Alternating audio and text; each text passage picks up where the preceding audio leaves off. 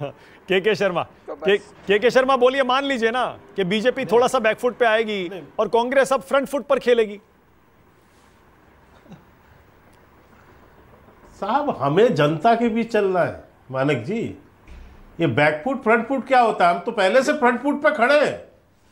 आखिर 2019 से 2014 का चुनाव जीते, 2019 का जीते, आज भी विभिन्न राज्यों में, अभी 2 साल के अंदर 11 राज्यों में चुनाव हुआ, 8 राज्यों में भारतीय जनता पार्टी चुनाव जीत के आई है।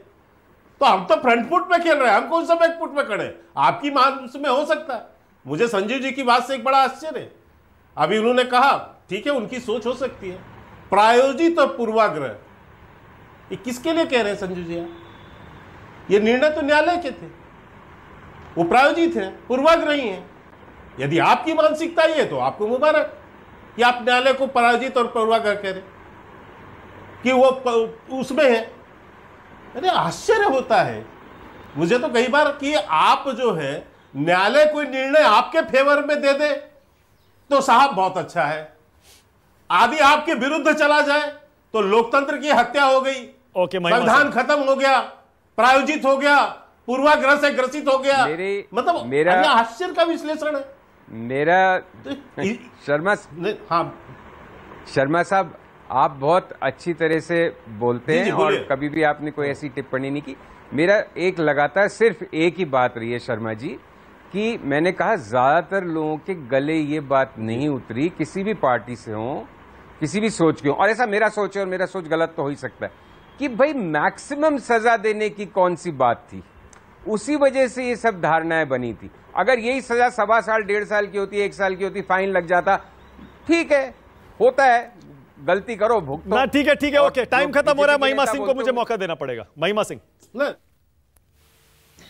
मानक जी बहुत देर से क्योंकि हाथ उठा रही थी और 3-4 बिंदु हैं तो कृपया करके मुझे पूरा करने दीजिएगा बात को। अभी पहली बात तो अभी भाजपा के प्रवक्ता ने फ्रंट फुट बैक फुट की जो बात कही, ये अपने पैरों पे ही खड़े रहे उतना भी काफी है फिलहाल तो इनके लिए, क्योंकि हमें लगता है अहंकार के चलते ही अपने 7वें आसमान पर उड़ रहे हैं। और ऐसा ना हो कि जनता की पटकनी जैसे कर्नाटक में मिली है ऐसे 2024 में मिले और फिर उसके बाद होश आए तो फिर कुछ मिले ही ना सामने। और दूसरी बात ये, अरे साहब आपको उत्तर प्रदेश, उत्तराखंड, गोवा, इनकी हारों का पता नहीं है। वकीलों की बहस हो रही थी और सर्वोच्च न्यायालय की बात हो रही थी। एक बिंदु में उसमें जोड़ देना चाहती थी कि सर्वोच्च न्यायालय मेरिट्स पे नहीं देख रहा था इस याचिका को, यहाँ पर स्टे ऑफ कन्विक्शन के लिए सिर्फ आए थे, जैसा कि दोनों वकीलों ने भी बताया। इसलिए मेरिट्स के ऊपर बात नहीं हुई है। ये कोई नहीं कह रहा है कि अपील उनकी पेंडिंग है, तो सबको पता है और वहां जो फैसला होगा वो होगा। लेकिन इस शिकायत का जो लक्ष्य था मानक जी, उसको पिछले सप्ताह में आई 2 जजमेंट्स के माध्यम से मैं आपको बताऊंगी।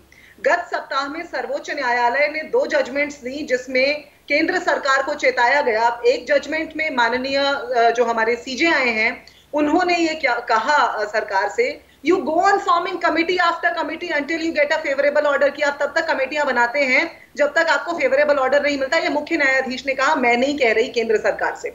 दूसरा, एक दूसरे केस में ये कहा सर्वोच्च न्यायालय ने सरकार से कि आप उन प्रदेशों के खिलाफ ऐसा स्टांस लेते हैं, इतना कड़ा स्टांस लेते हैं जहां आपकी सरकार नहीं है, और जहां आपकी सरकार है वहां आप नर्मदिली दिखाते हैं। तो ये दोनों फैसले जो पिछले सप्ताह में सर्वोच्च न्यायालय के आते हैं, ये मंशा दिखाते हैं इस शिकायत के पीछे की भी, क्योंकि ये सबको मालूम है कि निम्न 2 अदालतों ने अपने फैसलों में जो बात लिखी, आज उस बात को चुनौती दी गई है और ये कहा गया है। और आखिरी एक बिंदु मुझे जरूर बोल रही मानक जी बहुत आवश्यक है, ये बार बार बोलते हैं कि बेल पर हैं। 2022 में क्लीन चिट मिली थी ना मोदी जी को गोधरा में, उससे पहले क्या उन्हें प्रधानमंत्री नहीं माना? हम सब ने अपना बिल्कुल माना, तो इसलिए बेल पर हैं। के शर्मा 20 सेकंड क्लोजिंग कमेंट। के शर्मा 20 सेकंड। नहीं, ये अपना इनको बयान वापस लेना पड़ेगा। इसमें जो प्रधानमंत्री जी बेल पे नहीं थे, महिमा जी को जानकारी होना चाहिए। बिना जानकारी के आके चैनल में ना बोले हो, वो बेल पे नहीं थे और नेशनल हेराल्ड केस में बाकायदा केस है, और इसलिए याद रखिए। दूसरी बात मानक जी, अभी कोर्ट में यही लोग गए थे ना ईडी के अगेंस्ट लेके, तब क्या बोला कोर्ट ने इनको?